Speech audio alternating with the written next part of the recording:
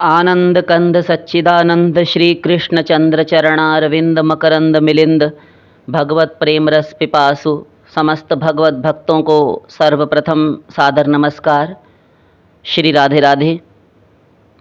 आज के प्रश्न लेते हैं। रविंद्र शर्मा जी हैं, उनका प्रश्न आया हुआ है, कृष्ण कृष्ण कृष्ण कृष्ण कृष्ण नाम जप 16 माला करने से श्री कृष्ण एवं गोलोक की प्राप्ति हो जाएगी क्या? रविंद्र शर्मा जी और अन्य भगवत भक्तों का भी यदि इस प्रकार का प्रश्न हो तो उनके लिए भी यही उत्तर है। देखिए, 16 मालाएं करने से भगवान मिल ही जाएंगे, इसकी कोई भी प्रतिभू नहीं, कोई भी गारंटी नहीं है। सर्वप्रथम तो ये सभी समझ लें। और यूं भगवत प्राप्ति होने को केवल 2 नाम काफ़ी हैं भगवान के। कैसे? भगवान का 2 बार नाम उच्चारण करना पर्याप्त है। हमारे धर्मशास्त्रों में केवल एक ही बार नाम लेने के लिए कहा है कि एक बार यदि कोई भगवान नाम ले लेता है, चाहे गोविंद लें, चाहे श्री राम लें, चाहे कृष्ण लें, चाहे राधा लें, सबका एक ही फल है कि भगवत प्रेम की प्राप्ति, भगवत प्राप्ति हो जाती है। भगवत प्राप्ति और भगवत प्रेम प्राप्ति में बहुत अधिक अंतर नहीं है। हम तो यहाँ तक कहेंगे कि एक ही बात है। हाँ, प्रेम अलग अलग कक्षा का हो सकता है, इतना थोड़ा सा अंतर अवश्य है, किंतु प्राप्ति परम तत्व की ही होती है। आगे, एक नाम करे सर्व पापेर नाश। ऐसा होता है, एक नाम समस्त पापों का नाश कर देता है। और जो दूसरा कहा कि दूसरी बार नाम लेने में भगवान की प्राप्ति हो जाती है, आपने कहा। हाँ, तो इसीलिए कहा कि पापों के कारण ही तो भगवान से दूर है ना जीव, और भगवत प्राप्ति नहीं हुई, भगवत प्राप्ति से, भगवत दर्शन लाभ से वंचित है।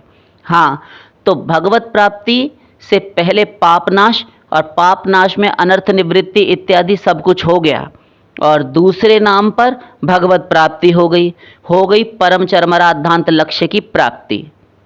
किंतु तो फिर हमने इतने नाम लिए, इतनी मालाएं, सारा का सारा जीवन बिता दिया करते करते भजन, क्यों नहीं अद्यावधि हमारा परम चरम लक्ष्य हल हुआ? क्यों नहीं प्राप्ति हुई? वह इसलिए नहीं हुई कि हम सब भजन तो बहुत करते हैं। हमारे देश में 99% भक्ति दिखाई जाती है और दिखाई देती है। आजकल तो बाढ़ आई हुई है भक्तों की, ऐसा लगता है कि सब भक्त हैं, किंतु जितनी भक्ति दिखाई पड़ रही है वह वास्तव में कामनाओं की भक्ति है, कामनाओं की, विषयों की दास्ता है, भगवान की भक्ति नहीं है। तो हम भक्ति तो करते हैं, किंतु भक्ति के बाद, साधना भजन के बाद में उसको संग्रहित करके सुरक्षित नहीं रख पाते, अथवा यूं कहें दूसरे शब्दों में कि हम निषिद्धाचार का त्याग नहीं कर पाते। अर्थात ये कि भक्ति करने के बाद जो दोष छोड़ने के लिए आचार्य चरणों ने, वैष्णवाचार्यों, धर्मशास्त्रों एवं स्वयं भगवान ने कहा है कि इन सब का त्याग करो, नामापराध, पापाचरण, निषिद्धाचरण, कूटिनाटी, सेवापराध, दुराचार, पापाचार, ये सब जो मना किया गया है कि भक्ति मार्गी के लिए, अध्यात्म मार्ग के पथिक के लिए ये त्याज्य है, इसे भी साथ साथ लिए चलते रहते हैं, भक्ति भी करते रहते हैं। तब फिर आप स्वयं सोचिए कि कितना हास्यास्पद और मूर्खतापूर्ण ये बात है कि हम भक्ति भी कर रहे हैं, और भक्ति कर रहे हैं भगवान की प्राप्ति के लिए, भगवान की प्रसन्नता प्राप्ति के लिए, किंतु भगवान को प्रसन्न करना चाहते हैं और उनकी प्रसन्नता के लिए जो भी गुरु द्वारा, शास्त्रों द्वारा प्रमाणित हैं और जो आदेश हैं, भक्ति भजन नवविधा भक्ति अंगयाजन, वे करते हुए साथ साथ प्रभु को जो नहीं पसंद वो भी हम कर रहे हैं, तब फिर कृपा कैसे मिलेगी? तब फिर हम वहीं पहुंच जाते हैं कि यही कारण है कि इतने नाम लेने पर आज तक भगवत प्राप्ति नहीं हुई, और जीव 84 लाख स्वर्ग नरक मृत्युलोक में और अनेकों विषयों की दास्ता भोग रहा है, एक शब्द में कहें तो मायाबद्ध है, और इसी कारण सारे दुख हैं। समझ गए? तो इस प्रकार 16 मालाएं तो क्या, आप 16,000 मालाएं भी किसी की यदि सामर्थ्य है तो वह किया करे प्रतिदिन, किंतु उसको कभी स्वप्न में भी भगवत प्राप्ति का स्वप्न हल नहीं होगा, और उसे कुछ अनुभव भी हो जाए तो बहुत समझिएगा। ठीक, तो फिर 16 मालाएं करने का कोई लाभ नहीं है। ऐसे हमारी न चित्त वृत्ति बदली, न हम बदले, कुछ नहीं बदला, न जीवन बदला, अनुभव तो होगा कहाँ से? तो पहले निषिद्धाचार का परित्याग, जिसको निषेध किया गया है उन सब चीज़ों को दरकिनार करके तब शुद्ध होकर भजन कीजिए, तब भगवत प्राप्ति के निकट जीव पहुँचता है। समझ गए? अब आप अपने कृष्ण कृष्ण का जो है उत्तर ले लीजिए कि कृष्ण कृष्ण कृष्ण कृष्ण कृष्ण जपने से श्री कृष्ण एवं गोलोक की प्राप्ति हो जाएगी, निश्चित रूप से हो जाएगी। एक एक शब्द पर ध्यान देकर, सावधान होकर, दत्तचित्त होकर सभी श्रवण कीजिए। और महाशय जी, आप विशेष रूप से श्रवण कीजिए। कृष्ण नाम सनातन नाम है भगवान का, गोविंद नाम सनातन नाम है भगवान का। वाल्मीकि रामायण में भी अवतार हेतु जब देवताओं ने प्रार्थना की है, उस प्रसंग में आया है बालकांड में, पढ़ लीजिएगा वाल्मीकि रामायण। तो वहाँ पर तो श्री कृष्ण का कोई मतलब नहीं, किंतु वहाँ पर भी अवतार हेतु जब समस्त देवताओं ने रावण आदि के अत्याचारों से पीड़ित होकर, और गौ स्वरूपिणी भगवती ये पृथ्वी देवी भी पहुँची हैं और सारे देवता पहुँचे हैं ब्रह्मा जी के साथ में, तब जब भगवान की स्तुति की है तो भगवान गरुड़ पर प्रकट हुए हैं, गरुड़ की पीठ पर विराजमान होकर। वहाँ पर भगवान श्री कृष्ण का नाम आया है कि श्री कृष्ण प्रकट हुए हैं। वाल्मीकि जी से सीधा सीधा श्री कृष्ण का क्या संबंध, किंतु वहाँ कृष्ण नाम दिया गया है। ठीक है, तो वहाँ वाल्मीकि रामायण में त्रेता युग में कृष्ण नाम आया है। आगे चलिए, कूर्म पुराण में, कूर्म पुराण में गोविंद नाम कई बार आया है। कृष्ण नाम त्रेता युग को छोड़िए, सत्य युग में भी कूर्म पुराण में दिया गया है, आद्याह कृष्णमीश्वरम। कूर्म पुराण 26:5, यानी श्री कृष्ण सनातन ईश्वर हैं। फिर से कहा कूर्म पुराण ने 26:10 और 21 में क्या कहता है? श्री कृष्ण सनातन ईश्वर हैं, कृष्णात् परम किमपि तत्त्वमहं न जाने। मधुसूदनाचार्य सरस्वती जी भी कहते हैं, वंशी विभूषित करान्नवनीरदाभात् पीतांबरा दरुण बिंब फलाधरोष्ठात् पूर्णेन्दु सुंदर मुखादरविंद नेत्रात् कृष्णात् परम किमपि तत्त्वमहं न जाने। कृष्ण के परे किसी और तत्व को हम नहीं जानते। ठीक, आगे चलिए पद्म पुराण में, यन्नखेन्दुरुचिर ब्रह्मध्येयं ब्रह्मादिभिः सुरैः गुणत्रयमतीतं तं वन्दे वृंदावनेश्वरम। पद्म पुराण पाताल खंड 77वें अध्याय का 60वां श्लोक।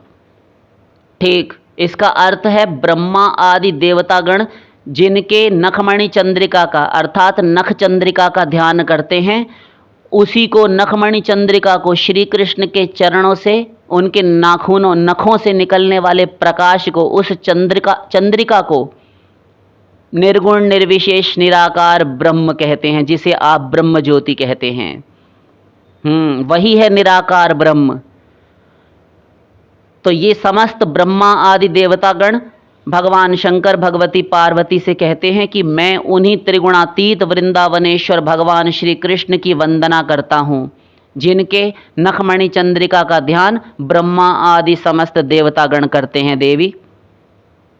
ठीक, फिर कहा स एव परमागति ही, भगवान ही परम गति हैं। फिर कहा यो ब्रह्माणं विदधाति पूर्वं यो वै वेदांश गापयति स्म कृष्ण। गोपालतापनीय उपनिषद 1:24, अर्थात आदिकाल में श्री कृष्ण ने ही ब्रह्मा जी को वेदों का ज्ञान प्रदान किया था। आदिकाल में वेद में ही आगे फिर कहा गया ब्रह्मण्यो देवकी पुत्रः अर्थात देवकी के जो पुत्र हैं, जो देवकी से अवतार लेकर प्रकट होकर जन्म लेकर आए, वे पूर्णतम परिपूर्णतम ब्रह्म श्री कृष्ण हैं। ठीक, महानारायणोपनिषद में भी कहा गया, ब्रह्मण्यो देवकी पुत्रः, ये चौथा मंत्र है महानारायणोपनिषद का। जो देवकी नंदन श्री कृष्ण हैं वे परम ब्रह्म हैं। फिर कहा गया, प्रजापतिं च रुद्रं चाप्यहमेव सृजामि वै तौ हि मां न विजानीतो मम माया विमोहितौ। मोक्ष धर्म में ये बात कही गई, अर्थात प्रजापतियों सहित ब्रह्मा, शिव तथा अन्यान्य देवी देवताओं को मैंने ही रचा है, किंतु वे मेरी माया से मोहित हैं। उनकी बुद्धि मेरी माया ने ठग ली है, मोहित कर रखी है। वे ये बात नहीं जानते कि वे मुझसे ही उत्पन्न हैं, मुझसे ही प्रकट हुए हैं। ठीक, फिर आगे कहा, ईकले ईश्वर कृष्ण आर सब भृत्य चैतन्य चरितामृत 5:142। अकेले एक श्री कृष्ण ही ईश्वर हैं और जितने भी उनको छोड़कर उनके अतिरिक्त बचे, स्वांश भी विभिन्नांश भी, ये दो प्रकार के होते हैं जीव। तो स्वांश में नित्य लीला परिकर हो चाहे कोई हो, और विभिन्नांश तो सारे के सारे जीव हैं ही। तो ये सब के सब उन श्री कृष्ण के सेवक हैं, भृत्य हैं, चाकर हैं, नौकर हैं, दास हैं, गुलाम हैं। जीवेर स्वरूप है कृष्णेर नित्य दास। ठीक, फिर कहा, कृष्णो वै परमं दैवतम, गोपालतापनियोपनिषद 1:3। श्री कृष्ण परिपूर्णतम भगवान हैं, परम देव हैं। पुनश्च आगे कहा, एको वशी सर्वगः कृष्ण ईड्यः, वे श्री कृष्ण स्वयं भगवान हैं, वे ही पूज्य हैं। आगे फिर कहा, एकोपि सन बहुधा यो भाति, श्री कृष्ण एक हैं, अर्थात एक अकेले ही श्री कृष्ण हैं। वे अनंत रूपों अवतारों में, अंशावतारों में प्रकट होते हैं। गोपाल तापनीयोपनिषद 1:21। चुप्पी नहीं होने के लिए तैयार आज वेद और शास्त्र सारे के सारे इकट्ठे होकर आंदोलन छेड़कर बैठ गए हैं कि श्री कृष्ण को हम प्रमाणित करके रहेंगे कि वे ही परम तत्व, सुप्रीम पर्सनैलिटी, सुप्रीम पावर हैं। अब कौन बोल रहा है, चलते हैं देखते हैं कौन बोलता है, किसकी बारी है। फिर कहा, यत्रावतीर्णम कृष्णाख्यम परम ब्रह्म नराकृति ही, भगवान श्री कृष्ण एक व्यक्ति की तरह नर हैं, जैसे मनुष्य पुरुष होते हैं, आप लोग पुरुष हैं, आप ही की तरह श्री कृष्ण का शरीर है। पांच भौतिक नहीं समझ लीजिएगा यहाँ पर, किंतु अर्थात जैसे मनुष्यों पुरुषों का शरीर दिखता है, वही सब वैसा ही वैसा है श्री कृष्ण का, बस इतना अंतर है। भगवान श्री कृष्ण एक व्यक्ति की तरह, एक पुरुष की तरह नर हैं, जिनका नाम कृष्ण है, और वे कभी कभी पृथ्वी पर अवतरित भी होते हैं। अब ये कभी कभी का अर्थ क्या है? कभी कभी का अर्थ ये है कि ब्रह्मा जी के एक दिन को कल्प कहते हैं, सर्ग कहते हैं। तो उन ब्रह्मा जी के एक दिन में 1000 बार सत्ययुग, 1000 बार त्रेता युग, 1000 बार द्वापर और 1000 बार कलयुग, ये चारों युगों की चौकड़ी यानी 4000 बार घूम जाती है। तो एक बार की चौकड़ी की कुल जमा संख्या टोटल 43,20,000 वर्ष है।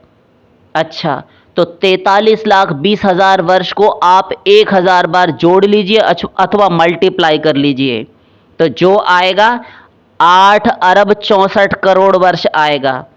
ब्रह्मा जी के इस एक दिन को कल्प कहते हैं, और इस एक दिन अथवा एक कल्प में साक्षात परिपूर्णतम पुरुषोत्तमोत्तम, साक्षात अनंत कोटि विश्व ब्रह्मांड नायक गोलोकाधिपति स्वयं श्री कृष्ण का अवतार होता है एक बार ब्रह्मा जी के एक दिन में।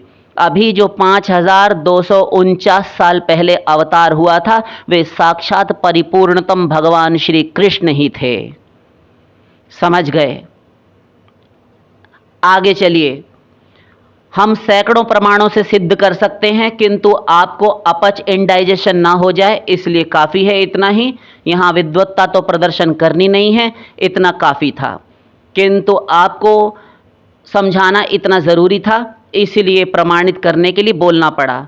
आपको हुई असुविधा के लिए हम क्षमा प्रार्थी हैं, किंतु आपकी विश्वास, आपकी निष्ठा, आपकी श्रद्धा को दृढ़ करने के लिए अपने इष्ट में, कि आप जिसका नाम गाएं, रूप ध्याएं, भजन करें, जिनकी सेवा भक्ति उपासना करें, उस इष्ट में आपकी निष्ठा होनी चाहिए, उसका तत्व तो ज्ञान होना चाहिए कि वे है क्या।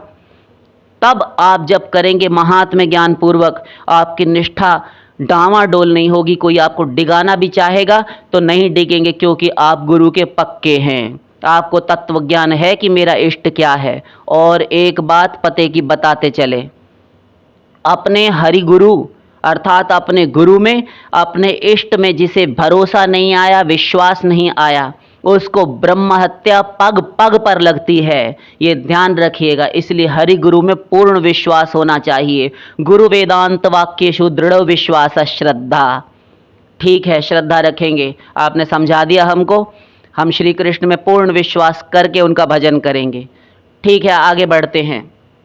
अब उनके नाम जपने से क्या गोलोक और श्री कृष्ण मिलेंगे? उत्तर ले लीजिए। परब्रह्म परम धाम पवित्रम परमम भवान, जिसे परम ब्रह्म परम धाम अर्थात गोलोक वैकुंठ साकेत आदि कहते हैं ना, तो वही परम धाम है। इनमें अंतर नहीं है, बहुत मामूली सा अंतर है। नाम अपराध मत करिएगा। मामूली सा अंतर क्या है, तब नहीं करेंगे नाम अपराध। मामूली सा अंतर इतना ही है कि गोलोक में साक्षात परिपूर्णतम भगवान अपने परिपूर्णतम रूप में विराजमान रहते हैं, साथ साथ वहाँ एक रास मंडल भी है और नित्य लीलाएं होती हैं, रास लीला आदि होती है, अंतरंग परिकर भी हैं। और साकेत वैकुंठ में ऐश्वर्य प्रधान है और वहाँ पर गोलोक में माधुर्य प्रधान है, ऐश्वर्य गौण रूप में रहता है। समझ गए? बस इतना ही अंतर है। और श्री कृष्ण के उपासक ही गोलोक में जाते हैं, बाकी सब कुछ श्री कृष्ण के समान है इन लोकों में। अच्छा, तो परम ब्रह्म परम धाम गोलोक वैकुंठ साकेत आदि, और परम पवित्र जिसे कहते हैं वह तत्व स्वयं श्री कृष्ण ही हैं। उनमें, उनके नाम रूप धाम में, उनके संतों में तत्वतः कोई भी भेद नहीं है। तस्मिंस्तज्जने भेदाभावात्, नारद भक्ति सूत्र। समझ गए? तो भगवान के धाम और भगवान में कोई भी अंतर नहीं है। इसलिए श्री कृष्ण की प्राप्ति हो या गोलोक की वैकुंठ की साकेत की प्राप्ति हो, श्री राम की प्राप्ति हो तो साकेत धाम की प्राप्ति हो, एक ही बात है। नारायण की, श्री हरि विष्णु लक्ष्मीपति की प्राप्ति, भगवत प्राप्ति, दर्शन आदि हो तो वैकुंठ की ही प्राप्ति है। हमारे विष्णु सहस्त्रनाम, गोपाल सहस्त्रनाम, श्री राम सहस्त्रनाम, गर्ग संहिता, ब्रह्म संहिता इत्यादि इत्यादि ग्रंथों में आता है कि भगवान के सहस्त्र नामों में आ रहा है वैकुंठ, वैकुंठ नाम आ रहा है। तो वैकुंठ क्यों जी? वैकुंठ नाम तो भगवान के लोक का है। ये भगवान के नाम को वैकुंठ क्यों कहते हैं जी? क्योंकि तत्वतः हमने समझा दिया, भगवान का लोक और भगवान तत्वतः एक हैं। दूसरे शब्दों में हम कई बार कह चुके हैं कि भगवान का नाम, रूप, लीला, गुण और धाम, भगवान का धाम उनका लोक अर्थात, और उनके संत भक्त परिकर, ये सब एक हैं। समझ गए? आपके उत्तर पर आते हैं कि क्या प्राप्ति हो जाएगी गोलोक की। चलिए जल्दी जल्दी समझ लीजिए। सकृदुच्चरितम येन हरिरित्यक्षरद्वयम बद्धः परिकरस्तेन मोक्षाय गमनम प्रति, पद्म पुराण। इसका मतलब भगवान श्री कृष्ण के अथवा हरि के अथवा राम के, नारायण के, चाहे राधा रानी के, किसी भी नाम के, आप केवल कृष्ण नाम लेकर ही मत चलिए। यद्यपि श्री कृष्ण का नाम सर्वप्रथम नाम श्री कृष्ण ही है, कृष्ण नाम सनातन है, पहला नाम भगवान का कृष्ण है, ये प्रमाणित कर दिया। और भी प्रमाणों से कर सकते हैं, इतना समझ लीजिए बस। ठीक, तो नाम चाहे कोई भी हो, चाहे राधा बोलें, चाहे राम बोलें, चाहे हरि जपें, चाहे कुछ भी जपें, भगवत प्राप्ति होती है, अवश्य होती है। और भगवत प्राप्ति होती है तो भगवान का लोक अपने आप हमारे लिए तैयार हो गया। इसलिए दिमाग खराब अपना मत कीजिए फालतू की बातें सुन सुनाकर। जब श्री कृष्ण मिल गए, श्री राम मिल गए, श्री नारायण मिल गए, तो गोलोक, साकेत, वैकुंठ आदि की प्राप्ति हो गई, समझ लीजिए। ठीक है, तो जिसने हरि इत्यक्षरद्वयम, ये हरि, ये दो अक्षर जिसने जप लिए, तो उसने फेंट कस ली, कमर कस ली मोक्ष की सीढ़ी चढ़ने के लिए। फिर कहा राधा कृष्णेति हे गोप ये जपन्ति पुनः पुनः चतुष्पदार्थम किम तेषाम साक्षात कृष्णोपि लभ्यते। गर्ग संहिता गोलोक खंड 1572। ये श्लोक कहता है कि हे गोप, राधा कृष्ण यह जो जपता है, आप केवल कृष्ण को लेकर चल रहे हैं तो चलिए, नामापराध तो करना नहीं चाहिए, अच्छी बात है।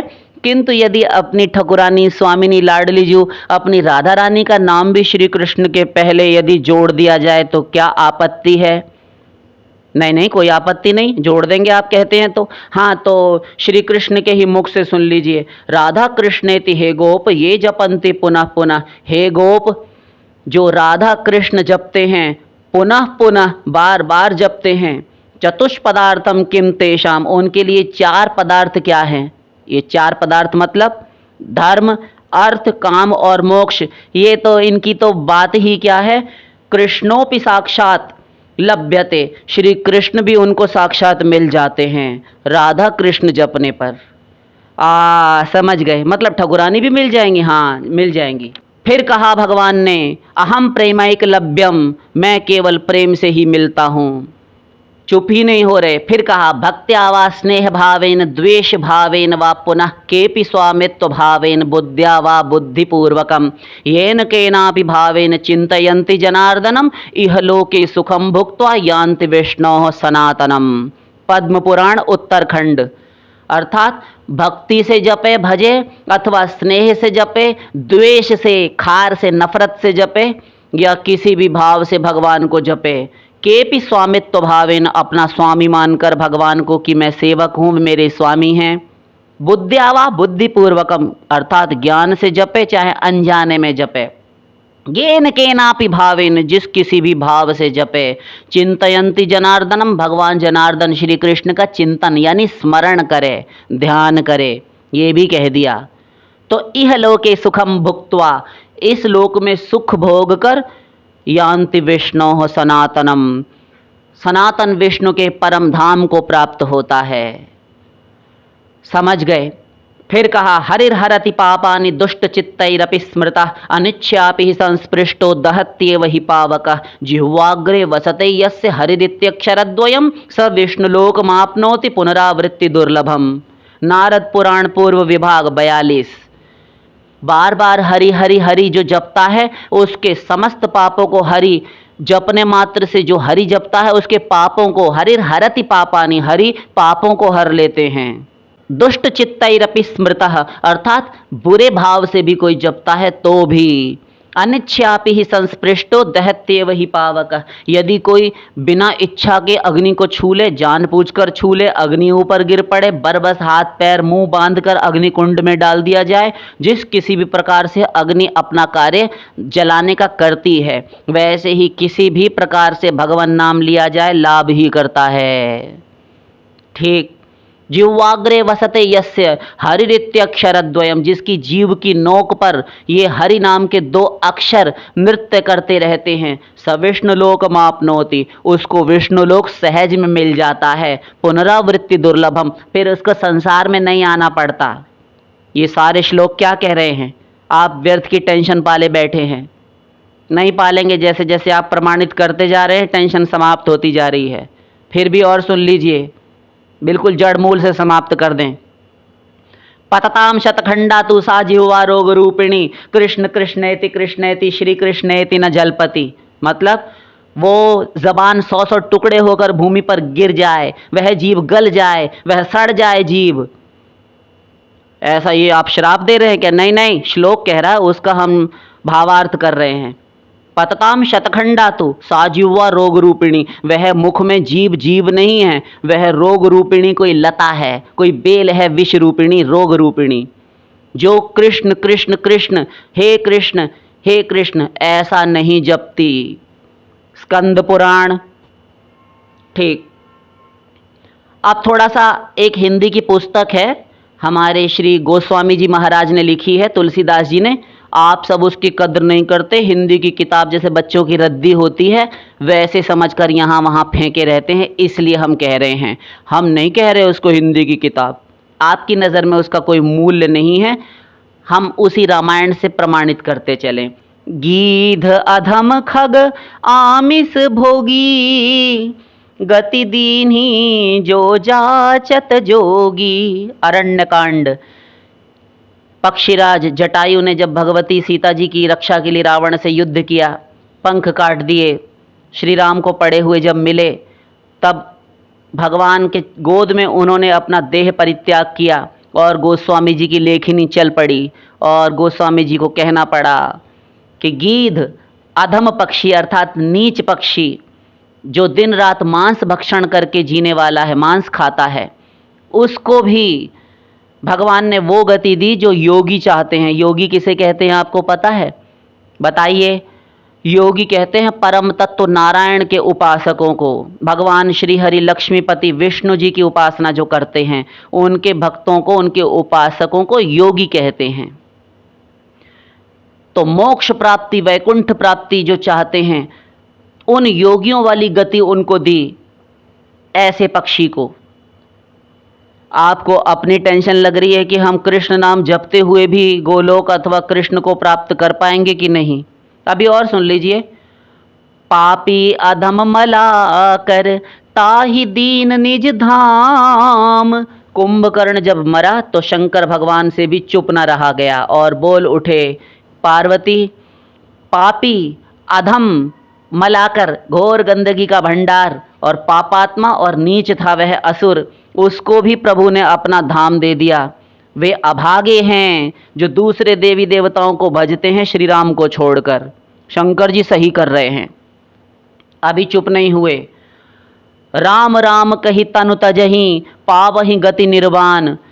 जो भी असुर वानर भालुओं के मारे हुए फेंके चलाए हुए आते हैं, श्री हनुमंत लाल जी, जामवंत जी, अंगद आदि बड़े बड़े महान जो योद्धा थे, वे उनको मारते हैं तो प्रभु देखते हैं, उनके चरणों में आकर वे असुर पड़ते हैं तो भगवान को देख देख कर प्राण छोड़ते हैं राम राम कहकर। राम राम कही तनु तजही, राम राम कहकर शरीर छोड़ते थे तो प्रभु सोचते हैं कि मरते समय बयरु भाव सुमिरत मोहिनी सिचर, देहि परम गति सोजिए जानी, अस कृपालु को कहु भवानी। हे पार्वती, ऐसा कृपालु बताओ श्री राम के सिवाय और कौन हो सकता है कि बयरु भाव मोहि सुमिरत निसिचर। ये राक्षस भले ही बैर भाव से ही सही, शत्रु भाव से ही मेरा स्मरण तो करते हैं, किंतु अंत समय में मरते हुए मेरा नाम लिया, इसीलिए देहि परम गति सोजिए जानी, उनको परम गति दे देते हैं। ऐसी बात मन में समझ कर कि मेरा नाम शत्रुता भाव से ही स्मरण किया, किंतु किया तो सही। हाँ, समझ गए। अभी रामायण चुप ही नहीं हो रही, आपके ऊपर भी नाराज है रामायण जी। क्यों? इसलिए कि आपने सोचा कैसे प्रभु की अकारण करुणा वरुणालयता के बारे में गलत बात, कि हम प्रभु का नाम लें और भगवान की प्राप्ति हो जाएगी, क्या गोलोक मिल जाएगा। अरे हम तुमको समझा रही हैं, समझ लो। बोलिए रामायण जी। तो रामायण जी का बीपी बढ़ गया और बोली, जाकर नाम मरत मुख आवा, अधमऊ मुकुत होई श्रुति गावा। जिसका नाम मरते समय भी मुंह में आ जाए, चाहे पूरा जीवन ना जपा हो, किंतु वह अधमऊ मुकुत होई, वह अधम नीच भी मुक्त हो जाता है। श्रुति गावा, वेद ऐसा गाते हैं। Sorry, I am really very sorry. ठीक है, तो समझ गए। तो इन सब को तो ऐसों को तो मोक्ष, गोलोक, वैकुंठ, साकेत, परमधाम फ्री में बिन मांगे मिल रहा है, और आप अपनी भक्ति भजन में कामना लगाकर कलंक क्यों लगा रहे हैं फिर? मतलब मतलब ये कि ये सारी चीज़ें जो है ना, ये भगवान की शरण में जाने मात्र से अपने आप मिलती हैं।